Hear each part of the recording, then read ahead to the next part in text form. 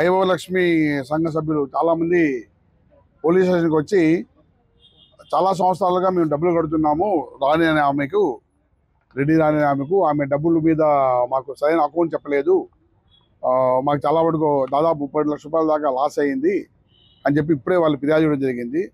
దీనిపైన ఇప్పుడే ఏపీఎం గారిని పిలిపించాము. ఏపీఎం గారితో మాట్లాడి దీనిపైన అసలు ఏం జరిగింది, దీని బాధ్యులు ఎవరు, ఎట్లా అయింది, ఎవరికి డబ్బులు కట్టారు, ఎప్పుడు మరి రీఫండ్ కావాలి, ఇది డాక్వా గ్రూప్ సంబంధించి కాబట్టి దానిపై సమగ్ర విచారణ చెప్పి అవసరమైతే కేసు కట్టి మిగిలిన చర్యలు తీసుకుంటాం. 1 లక్ష రూపాయల దాకా ఫాడ్ అని చెప్పి ఇందాక ఇచ్చారు.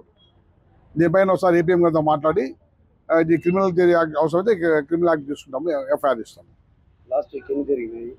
లాస్ట్ వీక్ మా దగ్గరికి 8 పిటిషన్స్ వచ్చినాయి. అందులో 7 పిటిషన్లు సాల్వ్ చేసినాము. ఒకే పిటిషన్ ల్యాండ్ సంబంధించింది. కృష్ణాపురం విలేజ్లో బ్రాహ్మణ్ ఫ్యామిలీకి సంబంధించి ల్యాండ్ డిస్ప్యూట్ ఉంది. అది బిట్వీన్ రెవెన్యూ అండ్ ఫారెస్ట్ వాళ్ళతో కలిపి ఉంటుంది. రెవెన్యూ ఎంఆర్ఓ గారికి పంపించినాము.